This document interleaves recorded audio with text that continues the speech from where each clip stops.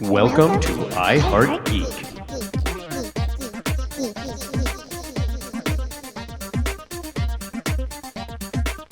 And welcome to another episode of I Heart Geek. Now, have you noticed the screen looks a little different today? It's because we're not going to do it the whole show, but it's in homage to the brilliance of Kevin Smith, who made the generation-defining movie Clerks, and then he stopped making movies. The end, and they all lived happily ever after. No, that's not what happened. Thanks for tuning in. Thanks for tuning in. Great show, guys. Thanks for getting up early. I'm Dub, and I'm here with Michelle, and I'm here with Blythe, and I'm here with Tyler. How y'all doing today? Great. Doing good. My kid slept in too late. You sound like that's a bad thing. Oh, man. It is when you've got stuff to do. New parent problems. This episode is brought to you by Kevin Smith himself. Next to Chris Giorgetti, the greatest thing to come out of Jersey. Anybody buying that? Yeah, I'll go with Chris Giorgetti. Yeah. I'll agree with you on that one. Don't forget the boss, right, Giorgetti? Oh no, he's in jail for DUI again. Okay, so I can't. Don't set The worst. Me up. Don't set me up. Don't set me up with it. Okay. Anyway. So here's the question that I want to start with. What is your first? And because we're talking about this a little bit off camera, what was your first experience with a Kevin Smith movie? Whether you liked it or not. So I'm going to save Michelle. So, Blythe, you tell us first. What is your first Kevin Smith experience? My first Kevin Smith experience, I think, was Clerks. And I hated it. Oh, I was a kid. I will say this. I don't even know how old I was. Probably 10, 11 years old. Okay, and the fair movie enough. comes on in black and white and nothing happens. Nothing happens, and I'm sitting there and I'm like, what is this? And I turned it off immediately. It wasn't until later in life that I came to appreciate what it was. And then I think my first movie that I really was like, I love this, was Dogma. Interesting. I think 14 is about the cutoff. Is the earliest you should be able to watch. Yeah, a Kevin Smith movie. you got to be a solid teenager. Well, because you've got to have that gross childish adolescent sense of humor to get. Stuff's gonna go right over your head. Yeah, anyway. exactly. Yeah. You hope it goes over your head. At 14, not mine. At 14. So Michelle, Sorry, Dad. Tell us. Clerks. Go ahead. Tell us. Go ahead. Break everybody's heart. And it's a long show. I'll do that throughout the show. I'll spread it around. It's okay. Don't worry. Sprinkle it around. What I do. Clerks was my first experience. I had like some guy friends who were like, you have to see this. And at first, it was like, this is black and white and stupid. I'm not going to watch it. And then like so many people who watched it was like, holy crap, this is really cool. Because at the time you have to kind of agree. It was kind of, I don't know if it's like revolutionary, but it was different. I would say it. Yeah, it was very different. Yeah. Yeah. So, and we'll go on from there, but Tyler. My first experience was Jay and Silent Bob Strike Back. Wow. Yeah. And I was kind of running with that crowd, that Jay and Silent Bob crowd. Did you have your card, your union card on that one? Yeah. And so there was a lot of very quotable stuff. And we're talking, 8th, 9th grade. So it was right in that sweet spot for that movie. Oh yeah. And we would just quote that thing all day long. And those two in 8th, 9th grade, that was the characters to be like. It wasn't anything admirable, but yeah, he was a Jay. He had a Silent Bob. He ran around saying "Snoochie Woochie." That's right. That'd be amazing if you did. The trench coat was cool. Okay, well, picture it, 1995. I'm in the middle of the Persian Gulf. Somebody puts a videotape in the VCR while we're sitting there after working a 12-hour day, and on comes Clerks, and my life has changed. I worked that one up. No, that honestly, I loved it, and it's because of the group that I was in, we were watching it and the screaming laughter everybody had. It took me a minute. I'm like, oh wait, this is pretty funny. But I had to be in the right crowd. If I would have watched it by myself, very possibly would have been like, next. With that crowd, it just really opened my eyes to how brilliant this is. And it's been a lifelong love affair with Kevin Smith ever since. Mostly. I was gonna say I lifelong. have a feeling we're going to get to more of that. We I might a think little bit. You have to be around the crowd of people who enjoy Kevin Smith's movies, right?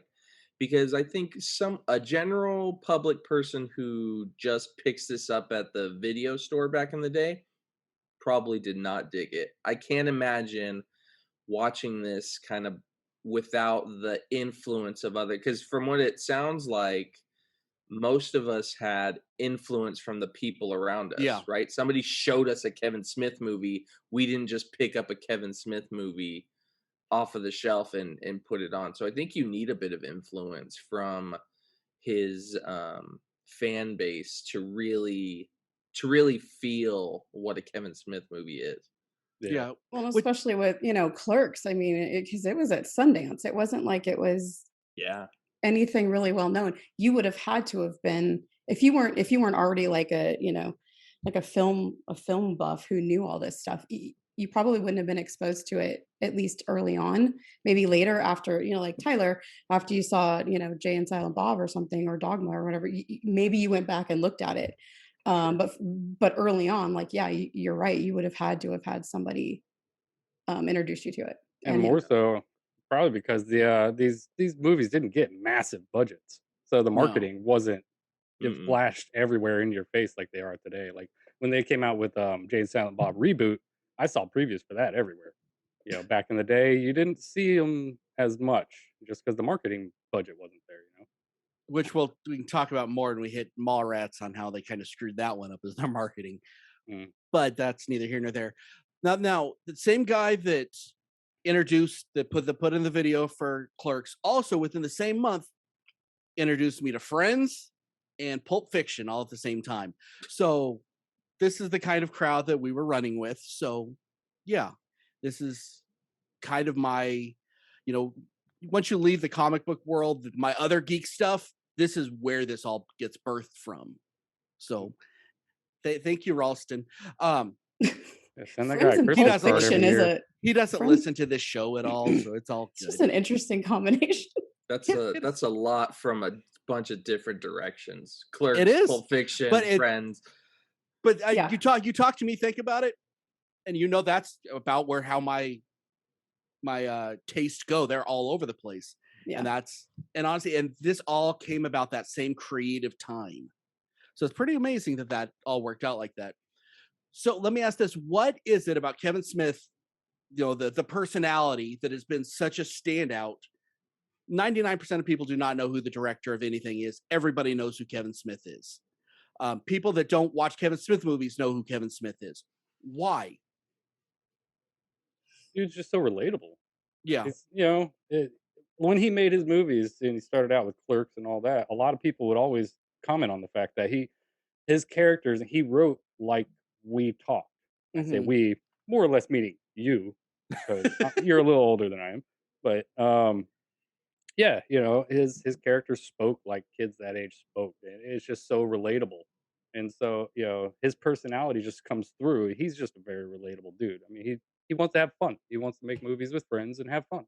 Yeah. Who's not going to like that? And I mean, there's something about that style that everybody, whether you're a creative type or not, you relate to it. And I think that's kind of, where it is. Plus, I mean, he has put himself out there more than any person I've ever seen in my life. Absolutely. He has 7 billion and a half podcasts. He podcasts. I think he has the Kevin Smith "I'm Going to the Bathroom" podcast. I mean, he podcasts everything. Making breakfast. Yeah. And the big thing was the Comic-Con Literally. circuit, I think, because he went and figured out how to take a question and then talk for an hour and a half on nothing having to do with that question so that he could say what he wanted to say.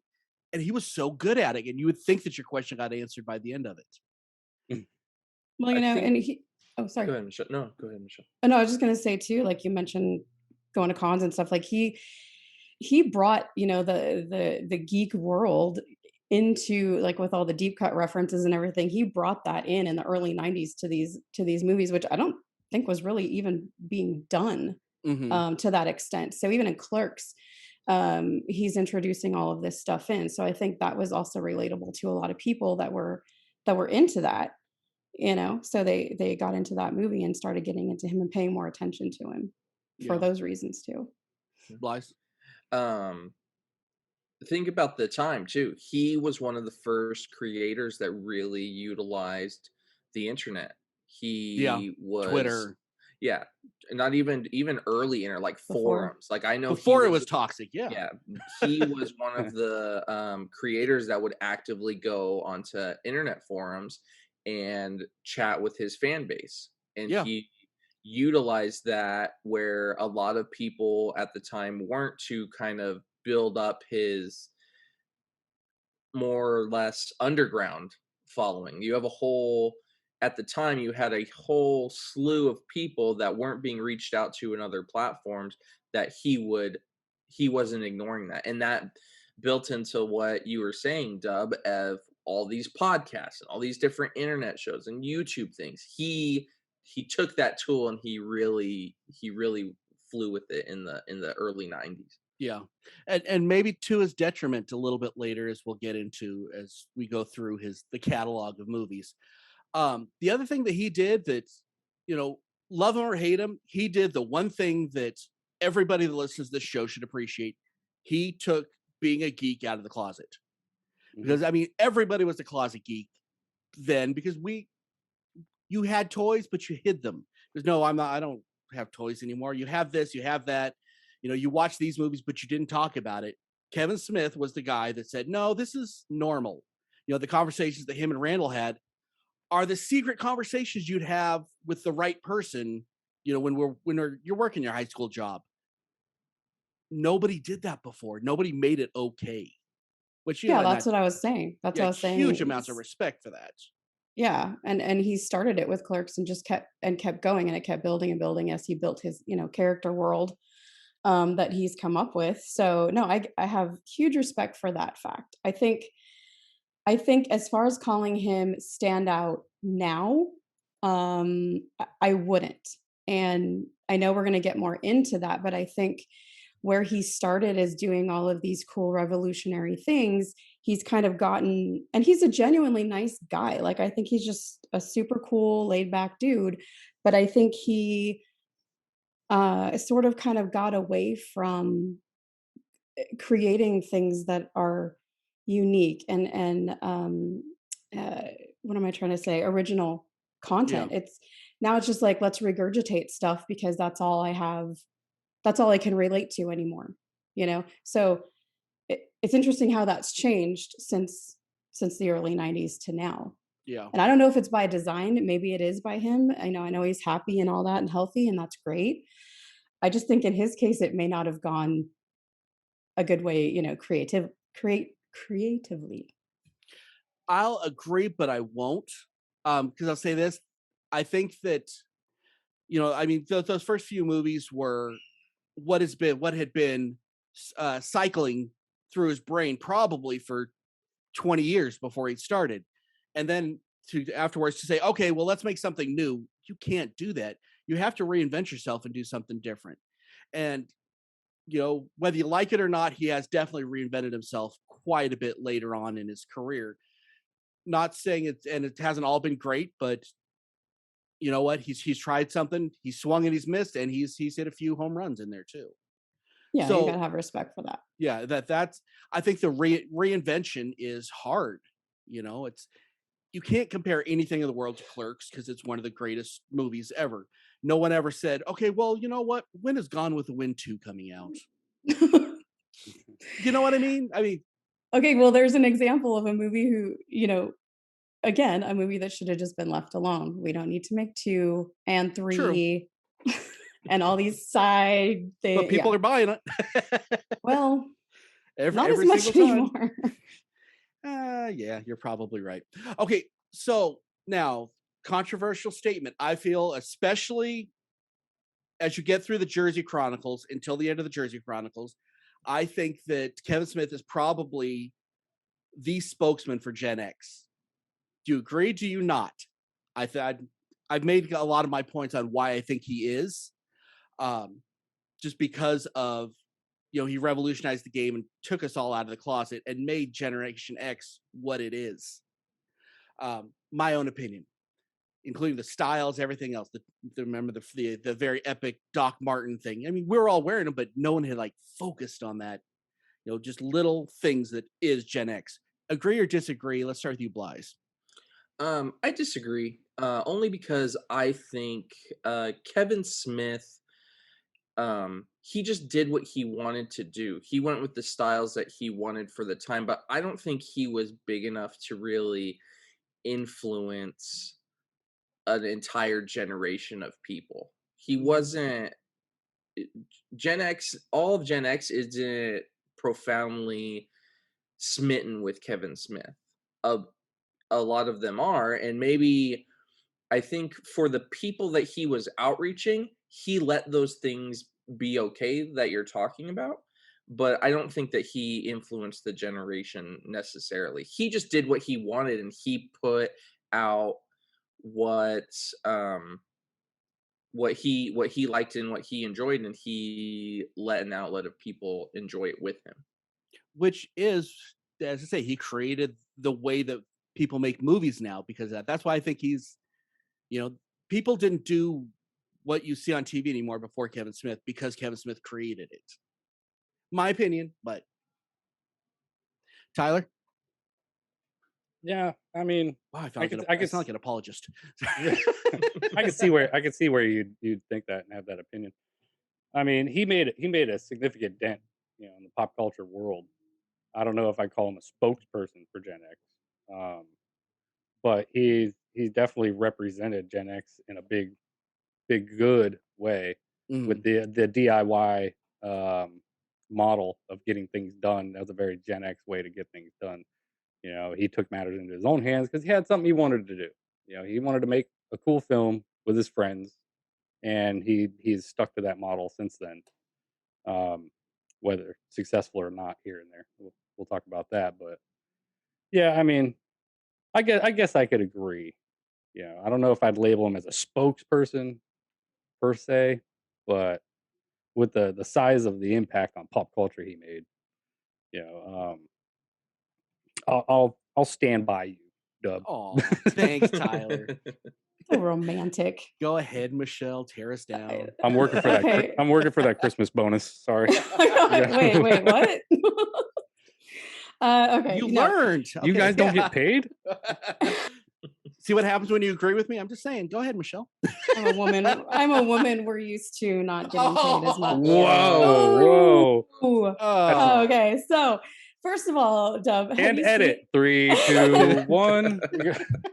Have you seen Singles? Have you seen Reality Bites? Have you seen any other 90s movie? Because a few, yeah. Okay, but to say that Kevin Smith formed or is like the deity of Gen X, no. What I will agree with is that you can tell when you watch those movies, Clerks, Mallrats, Dogma, you get the 90s feel, you get the Gen X feel because he can obviously relate to that and he knows how to portray it. He knows how to tap into it, but that's just knowing the time and it's knowing your audience and it's knowing how you want to, like Blythe said, how you want to, you make the movies, how you want to make them and you use that content. But I think what cancels him out, in my opinion, because Gen Xers typically, we do have opinions and we have all these things that we want to do. We do what we want to do. Like I said earlier, he's a super, super nice guy and he has, the best intentions, I think, with everything he does.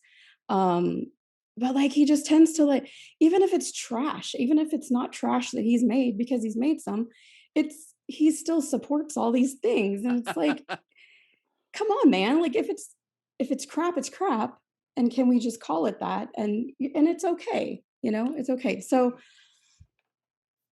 just for those reasons, I'm just gonna say no. Can I cut in on one thing on that? Let's be Sure. honest. We have had bad shows on I Heart Geek. It's very, very rare, but I will never say this was a bad show. No, this was great. You guys did it fantastic. That's what being a creator is believing in your product, even if it may not. Is it though? If you It believe in is. your product, if I create something and I see a flaw in it, whether I did it or, whatever, if I see a flaw in it, I am going to recognize that. I'm going to point it out so that I can correct it in the future, or I so mean, that I can Well, avoid, or I can avoid going down the same path. it's That's correcting all I'm with saying. yourself is different from correcting With the public. anything. I could do that at work. I could do that at work with, my coworkers. I could say, you know what, we did a pretty good job on this, but if you notice, A, B, and C, it's kind of screwy. So we need to fix that next time. he acknowledges a lot of Oh, his flaws, though. I mean, you listen to enough of Okay, his but podcasts, he craps all over himself a lot. When it comes to Yoga Hosers or some of the other flicks or well, Cop Out, he's constantly Ugh. But I mean, he doesn't You do just it. made me sad. He doesn't do it Kyler. in a manner. He doesn't do it in a manner where he's like, "This is what was wrong. Let's fix this next time." He just points out the obvious and just keeps moving on and uses the same formula again. So I guess that's where the well, Because there's my point. because Kevin Smith has always done what Kevin Smith does, and he just makes whatever he wants. He doesn't Yep. he doesn't care. He's not out to make $1 billion movie. He just makes the idea that comes into his mind. And I think I definitely get what you're saying, Michelle. And I think that if he was a creator who was striving to be better, then I think 100% agree that he should do those types of things with his movies and projects. But that's not the type of creator Kevin Smith is. He's a type of creator that at this point in his life and throughout his career, I think what the problem that you have with Kevin Smith a little bit, Michelle, is that he inclined really quickly with Really his first fast. with the first half of his catalog of movies. Mhm. And then he got to the point where he had enough money and he had enough backing to where he could do whatever he want, but he still kept the mentality of I'm going to do whatever I want, like I did with Clerks. And that's where you have movies like Tusk and Yoga Hosers and things like that, because those are just brain children that he was able to make without any kind of anything. Like he just did it because he wanted to do it. Yeah, and I do have respect for that, because as a creator, I think we're all very creative people. That's why we do this, right? And as a creator, I totally get that. And that's like my philosophy. I do what I want. And but I also am pretty self-aware. So, if I was creating something for the masses, I'm going to do what I want, but I'm also going to try and grow as I do it. I think what's happening, like, and I know we're going to go through the movies, but like I think, Tusk, but go to something go to something like Red State, where it was actually pretty good. It wasn't that Mhm. bad, right? And it was And it was completely different. completely different. It would be so cool to see him maybe explore stuff like that more, and try and make something even better than that. That's not Jay and Silent Bob. That's not, Ben Affleck or whatever. It's it's With the something. Ben hate again. Holy crap. Yeah, He's yeah. pretty. Leave him alone. Oh no, And he he's tips not. well. He tips very well. Yeah, that's the Definitely rumor. was the best Batman. Thank you for bringing down the room. Okay, I gotta move it from there. Okay, and when we come back, we're doing our listener feedback. When you see us in a second, we'll be back to color.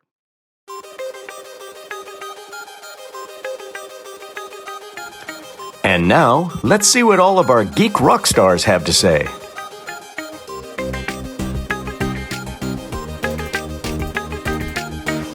So for our listener feedback, we asked the people, the rock stars of the world. Oh, would you like the color, by the way?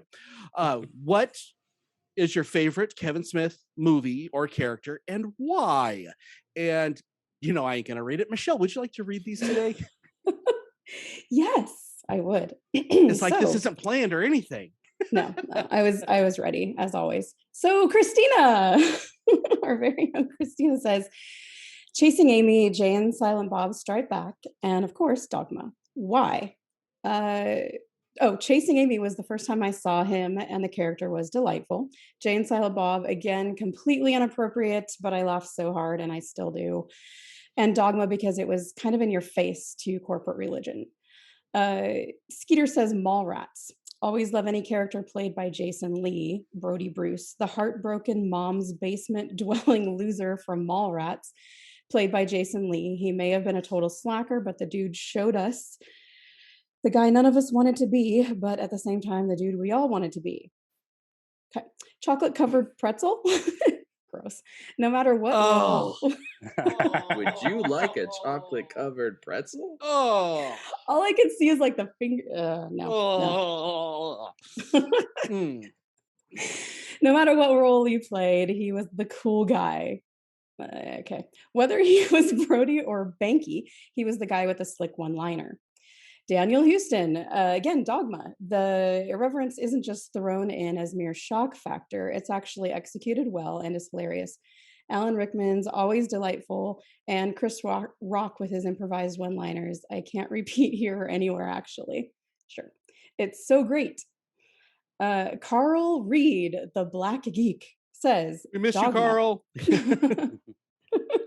Says Dogma. Again, it's popular. Although Cop Out was pretty good too. It's hard. I am a Kevin junkie and talk about and tell stories about him all day long. Now that I think about it, his most complete character has to be Randall.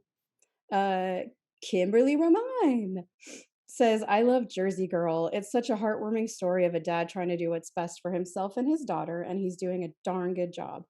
There's really funny moments, but it seems realistic compared to most other movies. Fair enough. There you go. And Buzz, you had one? Yeah, I've got one more from my friend Deidre Orse of Foolish Mortal Supply. She just says Dogma as well because it has the great Alan Rickman in it. And what more do you need? Well, thank you everybody so much for your feedback. We appreciate it. Right Makes the show on. better. You guys rock. So great. And let's move on to the main event.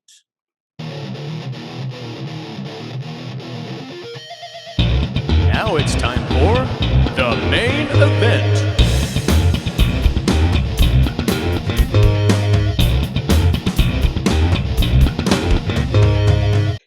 Okay, so for our version of the main event today, we're not doing any top 5 list. I decided to throw in our favorite or the majority of the Kevin Smith catalog, and we're going to kind of hit on each of these real quick. We might give them grades and so on and so forth. So for the first movie that we're going to hit is Clerks, which I'll let you all talk about in a second. To me, it was the game changer. It's an A+.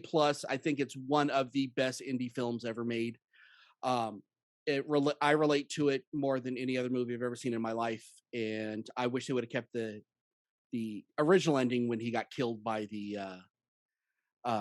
robber at the end of the night instead of him getting the apron thrown at him. But then we wouldn't have all these other series.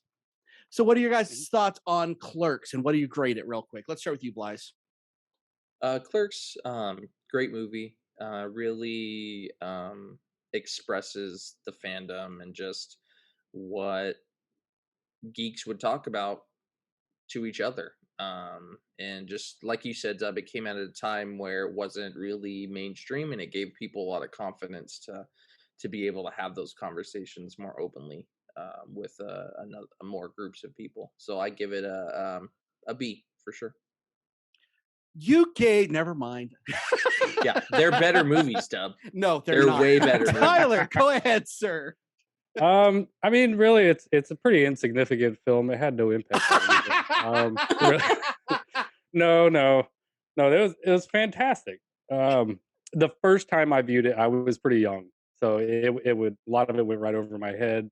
I didn't have those experiences working in a place with my friends or anything like that, so I didn't really enjoy it. But later on, when I watched it with a whole new view, it was pretty relatable. Even though I watched it, I don't know, probably 6, 7, 8 years after it came out, so I would probably because of its uniqueness, its relatability, I would definitely give it a good A-. Very good. Michelle? I'm gonna come out. I will say A-. I agree with the A- grade. Like I said earlier, the fact that he brought all those deep cut references into the geek world and into the movie, that was really cool. Um, I like the fact that this movie kind of just surprised everybody, like, from Sundance on, as Mhm. everybody started watching it. It just became like the kind of movie where you could just sort of, those movies where you can just say like a random quote and people, they automatically know what movie you're talking about, like And Clerks, that's how you it's, find your friends. Yes. yeah, like I could say Salsa Shark, or I'm not even supposed to be here today, or Yep. 37, and everybody knows what you're talking about. Okay, so let's go on with Mallrats. Now I gotta admit, first time I watched Mallrats, didn't impress me much. However, this is one of those movies you gotta watch on reviews. So, I mean, all in all, I give this an A. I think that there's a lot of it's a lot more intelligent writing than Clerks, even though I hate to admit that. But it wasn't as cheeky and fun, if that makes sense. Um, I think that so I'm giving this one an A, but I will say with Mallrats, one of the things that they screwed up on, which is everyone went into it with a weird expectation because the way they advertised it was terrible. They did not know how to advertise this film. Clerks didn't really have any advertising, and Mallrats, they put like all their advertising in like women's magazines and Vanity Fair, and I'm like, that's not really your audience for a Kevin Smith movie. You might want to put this in like the High Times list or something. That's Yeah. where you should have been putting your money. I don't think they did a really good job of advertising this one, which made this more of a sleeper hit, I think. Blythe, what do you think? So just to comment on that, it makes sense that they wouldn't know how to advertise it because at that point, Kevin Smith fans weren't Kevin Rabbit? Smith Yeah. fans yet. They weren't. They gave him a budget to do what he did because of all the hype he got from Sundance. But honestly, how do you market that movie to an audience that doesn't really understand who Kevin Smith is at that point in time? But I love that movie. It has one of the best Stan Lee cameos ever. Um, Oh, it yeah. just I don't even think it was a cameo. No, yeah, just, He no, was he just a showed major up on set. character. He Yeah. thought he was Yeah, actually doing a signing. He was a The legit part. character, you know. but it's just great. It has heartwarming moments. It's got funny moments in it. I definitely give it an A for sure. Very good. Tyler? Yeah, Mallrats holds a special place in my heart as far as the Kevin Smith catalog goes. Um, I was a bit of a mall rat myself. Definitely had a stint where mom would drop me off and I'd be there all day, call her at like 9 o'clock at night when the mall's closing, you know. So I could definitely relate to a lot of that. But I was at that age where I was coming up into uh my more Your troubled youth. formative years.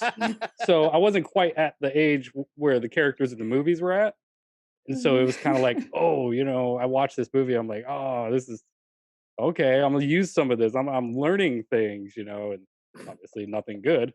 But and then the Except humor how to see the itself, schooner. the crude humor and everything always appealed to me, no matter what I was watching. So the crude humor was it always landed with me.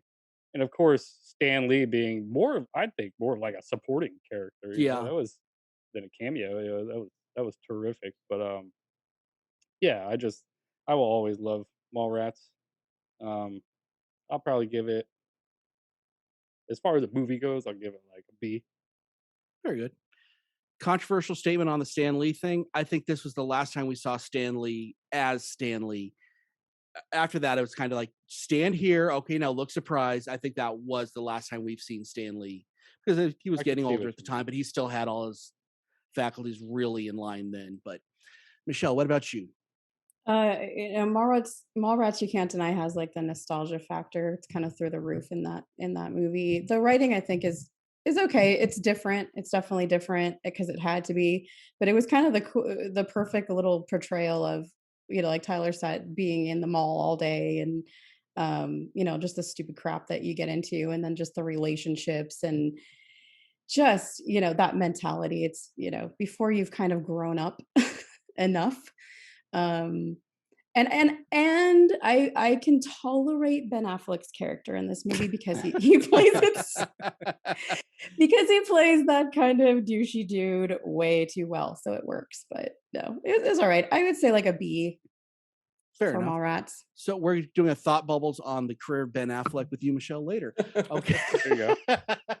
Okay, so now we are on Chasing Amy, which on a personal level, I wrote the best, my own opinion, the best song I've ever written was because of that movie. I'd watch the whole thing and then I was just playing the piano, and then after the movie went off, I just kept playing, and then I have this like really beautiful piece of music, in my opinion, and the thing that I'm probably the most proud of. So I love this movie. It, on an emotional level, it's the first time that Kevin Smith hit the emotional level like he should have. This showed you what he's capable of more than Clerks or Mallrats. He wasn't groundbreaking, but it was special.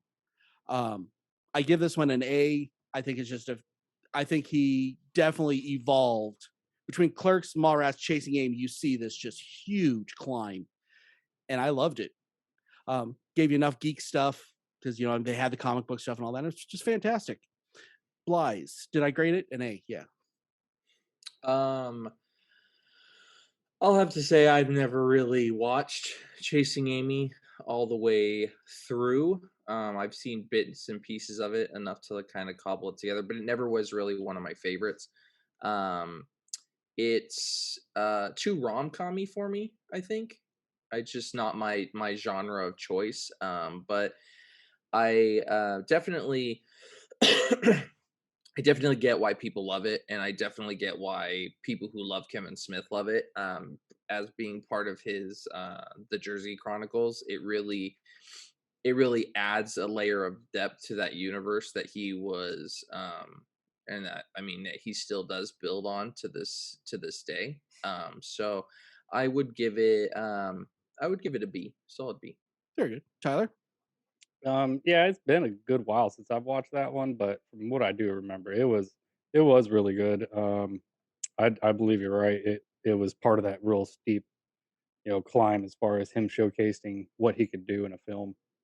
Um, and it hit all the right spots as far as what you would want to get out of a Kevin Smith movie. Plus, like you said, it got a lot deeper. Mhm. So I'd definitely give it probably a good B plus. Very good. Michelle? Well, I mean, I think we all know that I'm going to say it would have been a better movie without Ben Affleck, but Should've He was cast Matt fine Damon. in it. Vin Diesel in it. Yes. I'm sorry. oh god, no. Put the not what rock I in said. there. I would like the listeners to know that's not what I said. Said that off okay. camera. Yeah, right.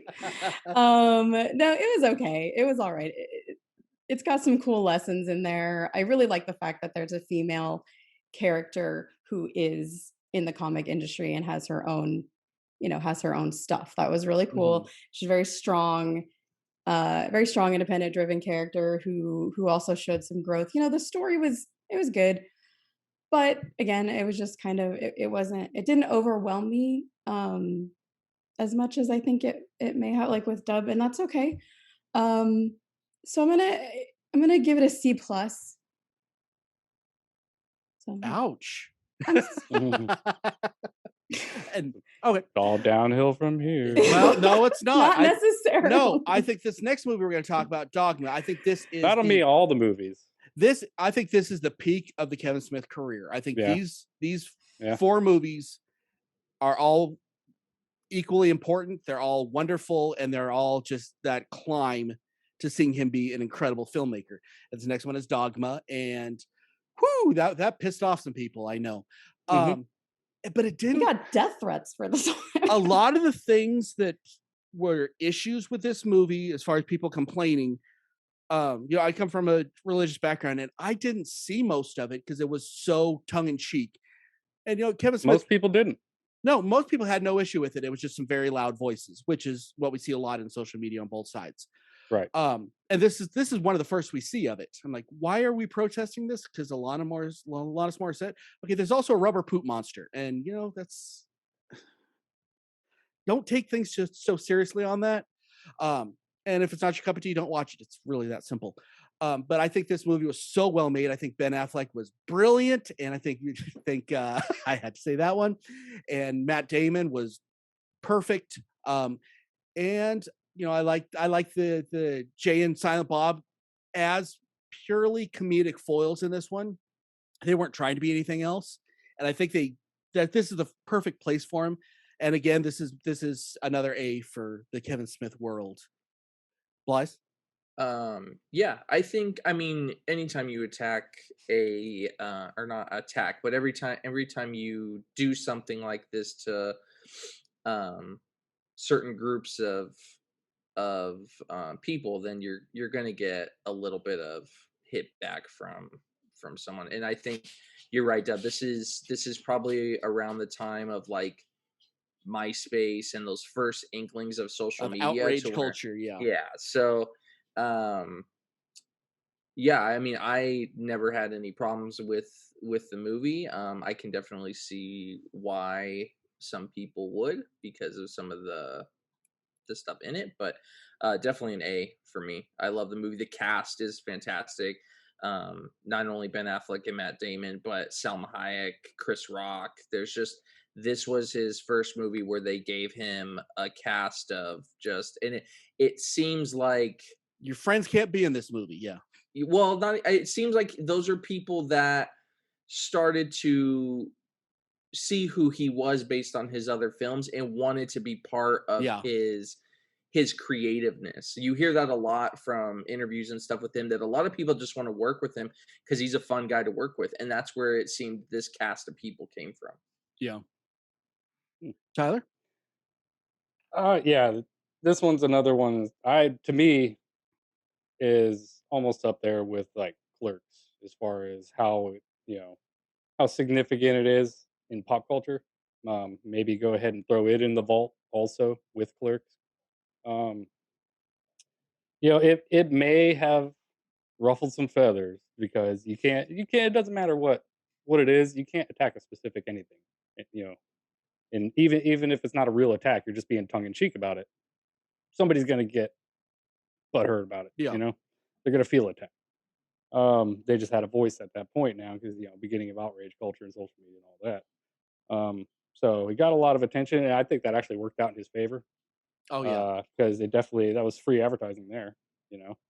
But most people when they watch it, they don't get what they were talking about. It's like this is funny. This is great, and it was put together really well. The cast is amazing and played all the parts, just perfectly.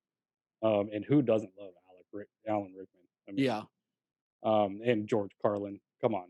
Oh my god. Yeah, you throw both of them in any movie, I'm down. Let's Yeah. see what it is. Yeah, it was really fun. And well, hey. But yeah, it's a movie I would definitely give it an A to, just for how significant it was growing up for me and my crowd at least, Hmm.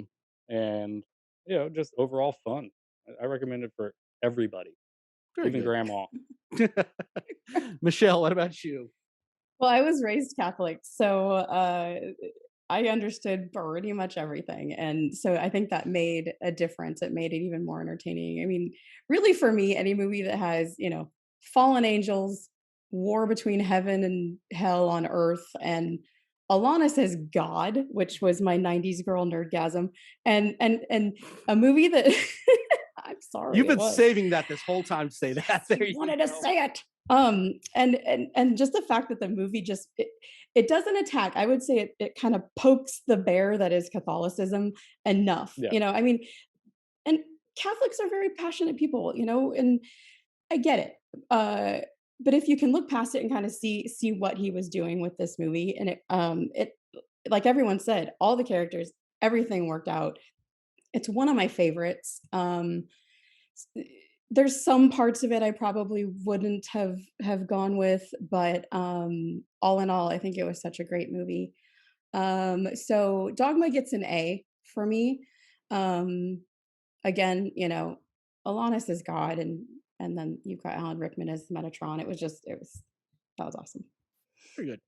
Okay, and now we come to this. We started on the downhill. Now we go down. I'm gonna have to disagree completely. Okay. I didn't realize this was your guys' downhill. Jay and Silent Bob Strike Mhm. Back. Funny parts of this movie. It felt like Kevin Smith saying, "You know what? I'm going to make a Kevin Smith movie." That's what this felt like. I give it a B because it was a really, but I feel like the magic at this point was not. Yeah, if that makes sense. Let's start with Tyler this time. This movie's awesome. Shut up, Deb. Oh, I'm not saying it's bad. That's I more just, like shut up, Michelle.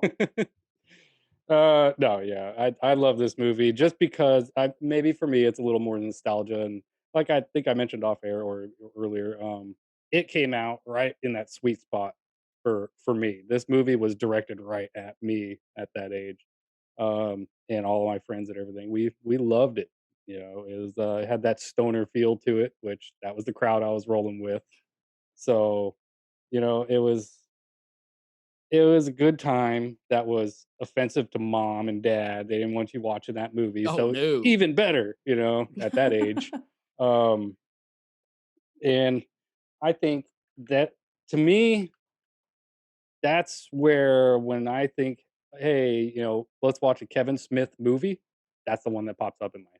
That's the feel I get from it. It's nothing you're gonna take serious. You know, it's a creative, fun time with a bunch of stupid humor in it, you know, and that unfortunately that's something that appeals to me and not many, but I like things that are so stupid it's funny. yeah. And Jay definitely got that down pack. Oh my So gosh. so yeah, I give this one a B plus. Very good. Okay, Bly's The Invisible Man. Sorry, guys. Yeah, so I think that I think the reason why you might not like this turn of movies, Dub, at least at this point in his catalog of movies, is that and this is something that Kevin Smith has always done. He's always appealed to not just one audience, and this is where he starts to appeal to a younger generation of people that like Tyler said, this is where he enjoys this movie. Like he starts to enjoy Kevin Smith. This is a movie that really is one of my top favorite Kevin Smith movies because of when it came out and when I saw it. I was a teenager, and this is a perfect teenager movie. This is the essence of what those characters, Jay and Silent Bob, were going through all of those first movies. So I give it an A for sure. Wow. Michelle? Yeah, so this is where I'm gonna say, yeah, this is where Kevin Smith kind of lost me. I can appreciate the fact that, you know, Jay and Silent Bob are iconic characters. Like I totally acknowledge that. I just don't. For me to sit through a movie though with just them is not my idea of a good time. So maybe it was when I was, you know, 20 or 19, but now, you know, it's just not. It doesn't hold on to me very much. So you know, because it's just everything to me, and this is totally my opinion, it just becomes predictable, kind of silly dialogue, and I don't know, it's just not for me. So I'm just gonna go. I'll give it a D plus. Wow. Wow. I gave it a plus. I put a plus. I think that's the first D in I Heart Geek history. Nope. Nope. Oh shoot. I know which one I gave the D to. And it was a Marvel one. Okay, so yeah, let's guess. let's talk Jersey Girl. Let's not talk long about Jersey Girl. Now, as if Jersey Girl wasn't a Kevin Smith movie, we'd be talking a solid B. As a Kevin Smith movie, it's at best a C. It's because of the genius and the brilliance of those first movies we talked about. I know this is him trying to do something different, but it's too different. This is going to sound weird. I don't smell Kevin Smith on this. It just, yeah, it feels like it could have been made by anybody. And I think Carlin was brilliant in it. I think the little girl was adorable. Yeah, it just didn't feel like Kevin Smith. So I can't, and then they had the whole J-Lo Benifer thing, whatever. I didn't really care about that when I was watching it, but yeah, as a Kevin Smith movie, it's lucky to get a C. But as a regular movie, it's probably a B. Blythe. I'll give it a C as well. And really because I don't really see this movie sits with me probably about the same as Chasing Amy did. It's just another rom-com that he made, and it's a solid movie in that genre, but I just don't just not my bag. Fair enough. Tyler. I'll give this one a B minus. Ben Affleck's greatest performance to this day, really showcasing all of his talent. Really, sorry. The anger, you can I was smell it. I was It's waiting for the amazing. look on Michelle's face. No, it was a good movie. It was sweet. I didn't mind that Kevin Smith took that route and tried to do something like this. Um, it, in the Kevin Smith universe, yeah, it's not the heavy hitter by any means, but it was a well written movie, and it's a That's nice fair. heartwarming flick. So Michelle. So my review of Geely 2, oh sorry, Jersey Girl. Uh again, can we maybe try it without Benifer in it? That would be kind of cool. I agree. The story is cute. It's wholesome. The little girl was great. It was just again like you guys are saying, it was just a rom com. I mean, it could have been any generic rom-com with these guys in it. Not that I'm against rom-coms, there are some that I like, but this just didn't. It's okay. And I would totally, Dub, you brought a really good point up, is that you kind of have to look at this as not just as the movie, but as a Kevin Smith movie. So how would you rate it as that? So yeah, I'm gonna go with C minus based on that fact. Wow, you put never mind. Huh. Okay, so let's go on to Clerks 2. Clerks 2 is a sad day because it's the day that I had to take Kevin Smith off the pedestal and he can do no wrong. The other ones I gave excuses at Clerks 2 because of one line when they're in jail. He says, Brody's talking and turn around, guys, and cover your ears. I don't want to hear me say this. Stupid. It was inexcusable, that part when I love you, man. It's like, stop. That was the end. And because of that line, it wasn't a great movie, but it's a C minus, and that's probably pretty close to the bottom of the barrel for me, unfortunately. Blythe. A plus for me, and that's not a joke toward you. Wow. How are we on the same show? I don't think that you understand the characters at that point. For those to be the reason why you don't like the movie, that was Randall's character. He was not someone who would ever show his emotional state, and he never did through any of the stuff that he had been in prior.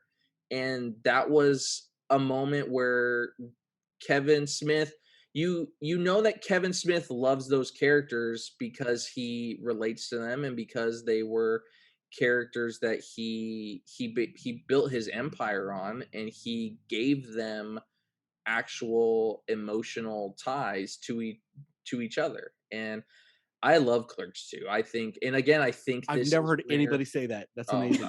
I love it. I'm not being a butt.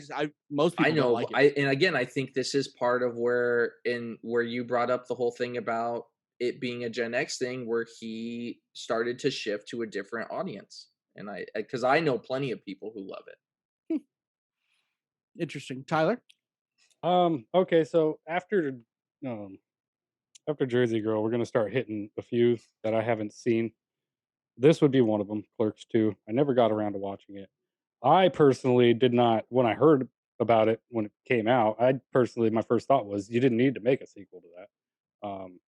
Because the original was just so good. And I think it was best left alone. But since I haven't seen it, I'll give it a C. I'll put it right in the middle. How about that? Very good.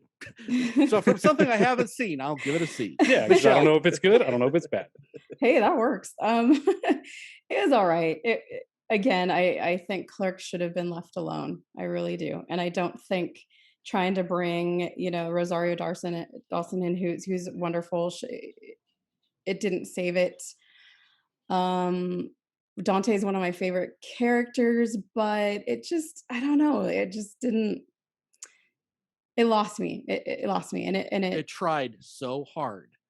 That's yeah. It and maybe that's it. Maybe it. No, it just shouldn't have been made. wow. So I mean, Kevin Smith, he wasn't really on a pedestal for me at that point. Um, but yeah, it was pretty disappointing. And again, it should have just been left alone. So I'll give it a C minus, just because I'm feeling Okay. that way today. I think we're gonna hit the rest of these really fast. Zach and Mary, a C. It is what it is. Yeah. Blythe? It's a B. It's a good movie, but it, like you said, it is what it is. It's just kind of it's not really a Kevin Smith-averse movie. Tyler? Yeah, I'm gonna agree with the C. Yeah, that's one that I have seen that I'm gonna give it a C. Nice. Michelle? Yeah, why not? Let's just go with a C. It's meh. That's my only review. Mhm. That's my word. Next one up, Red State. Completely different thing for Kevin Smith. Actually, I love this movie. It's a little slow, but I really like it. Completely different direction. Although I don't necessarily put it in the Kevin Smith universe, it's definitely his creation, and props for going in a completely different direction and doing a pretty darn good job. I'm giving this one a B, maybe a B. I'm going to give this one a B plus. Blythe? Solid B for me for everything that you said. Just it's a good movie. It's different, and it's just cool to see him tackle different genres. Yeah. Tyler? This would be one of the three we're gonna talk about today that I haven't seen yet. But I did look into it, and based upon everything I'm seeing, the direction he went, You the would plot like and it. everything, I have a good feeling I'm gonna really enjoy it. So I'm gonna go ahead and give it a B in anticipation for Preemptive. it being good. Preemptive. Preemptive B. I like it. An Michelle? anticipatory B. Nice. This. Let's just rate everything like that. I haven't seen this, but no, yeah, Red State. See, I would go with let's do a B, B minus B. I'm kind of teetering on that. But what would be really cool is to see him try something like this, something different, something He did, and we'll talk about that not in a minute. well, okay, but in a good way. Fair enough. Do it well next time. Okay. And what you B minus? Okay, so Yeah. next one up is Yoga Hosers, and this is Kevin Smith saying, "Hey, let's watch Suicide Squad and Green Lantern and make something worse." Yeah, Wow. it's a C minus minus minus. I don't want to give it the D because only Captain Marvel deserves that. So yeah. He's I've the said it worst. before. You were on that show. I didn't even want to hear and gripe about it now. Oh, Blythe, it's go on ahead. now. Yeah, Clerks is an F. Big old F. See? I didn't even have to say anything. So Yoga Hosers, give us your grade there, Blythe. Yoga Hosers is an A plus plus plus. Plus, plus, plus. Yeah. So you can't take anything Blythe says seriously. Okay. No, Yoga Hosers it's a C. It's not my favorite movie. I don't think it's anyone's favorite movie, but I also think that, like we talked about before, it's one of those things where Kevin Smith he paid his dues. He built his career. He's made himself into what he is now. So let him Let's make put our kid in a movie. Yeah. let him make whatever he wants to make.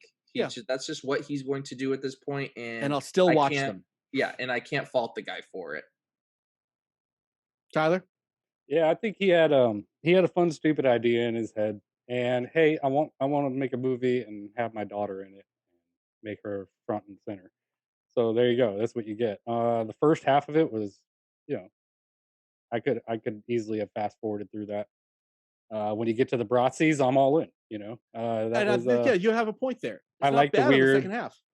I like the weird stuff like that. That was fun. You know, it got good in the second half. So I'm gonna give it a C.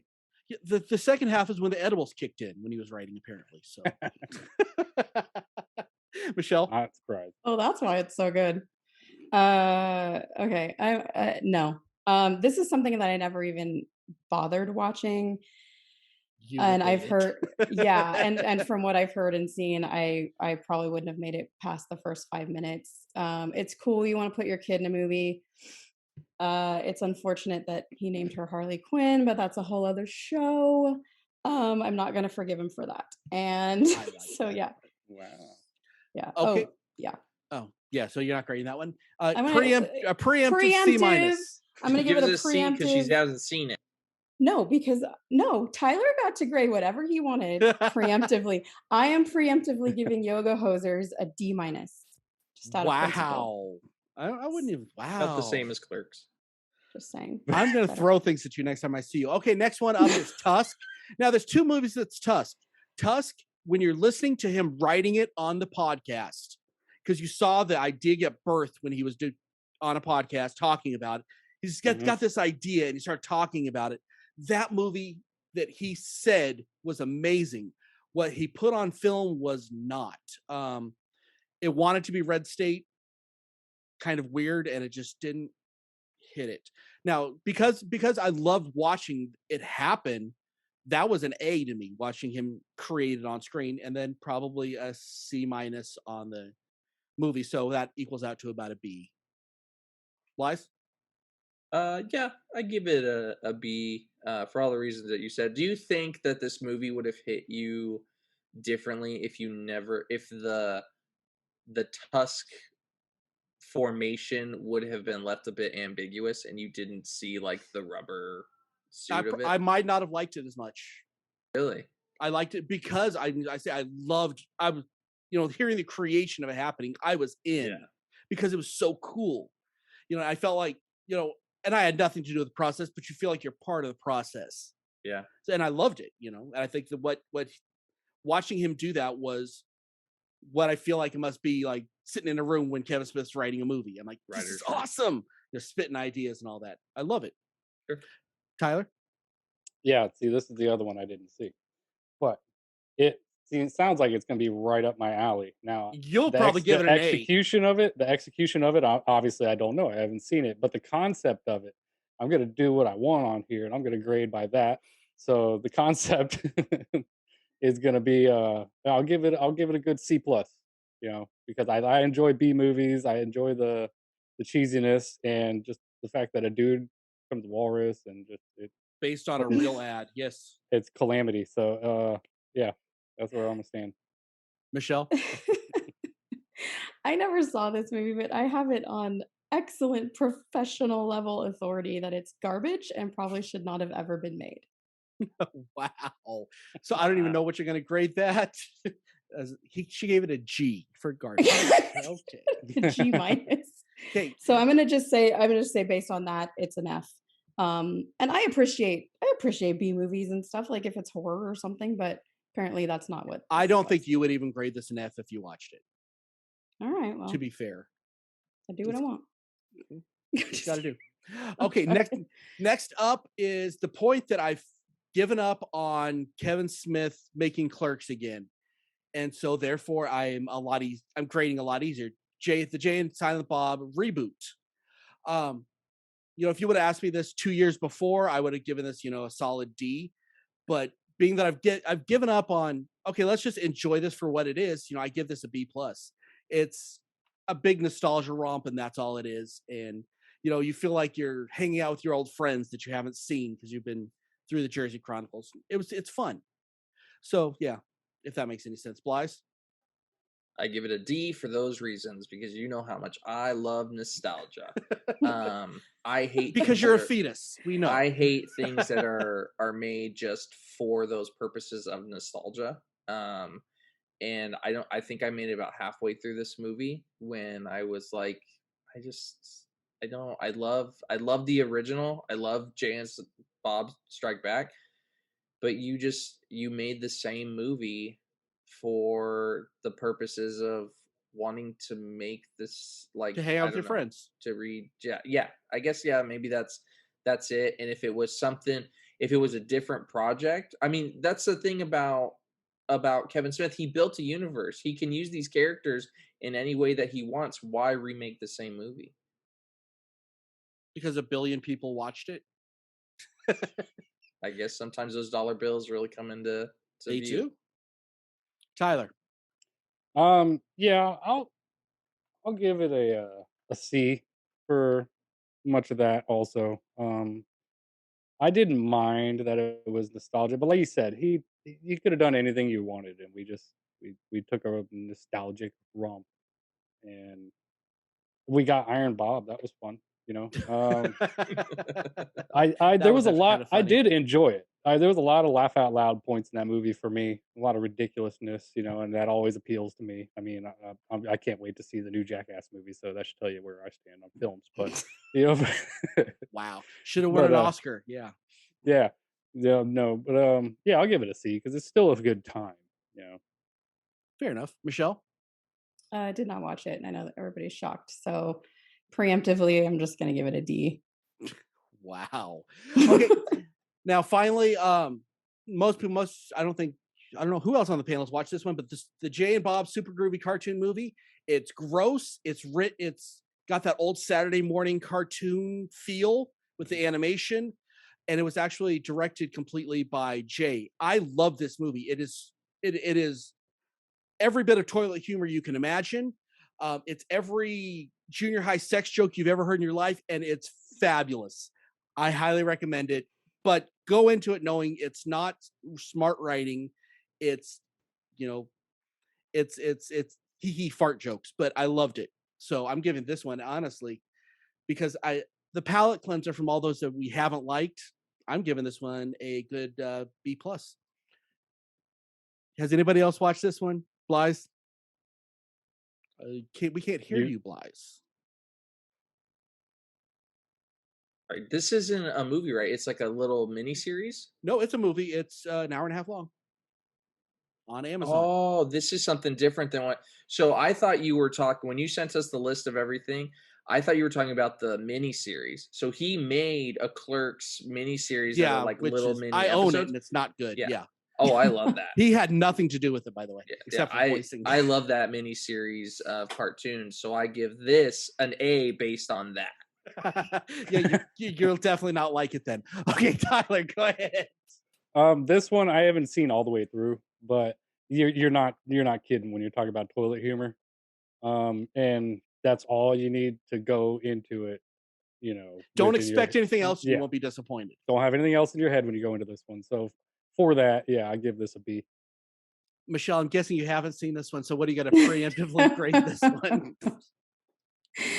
Yeah, I can probably handle a little toilet humor. That's cool, but not a whole movie. Where am I now? My scale. Let's just do a D for consistency. Just because it's a cartoon. Yeah. Okay, so that was a show, kids. Kevin Smith, if you were watching, I'm sorry. I have no control over all these guys. Not my fault. Like he's gonna listen. But check out the website, www.iheartgeekshow.com. Use the column we paid extra for it. Subscribe, give us a comment on your favorite podcatcher. Go to our Patreon. We have new stuff coming out every single week. And until next time, I'm Dub. I'm here with Michelle. I'm here with Blythe. I'm here with Tyler. Keep on geeking on, kids.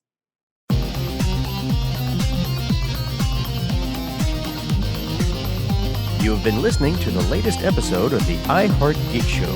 Make sure you visit our website at www.iheartgeekshow.com. Make sure to follow us on Instagram, Twitter, and Facebook. And if you check us out on YouTube, make sure to like, comment, and subscribe. And keep on geeking on to all of you geek rock stars.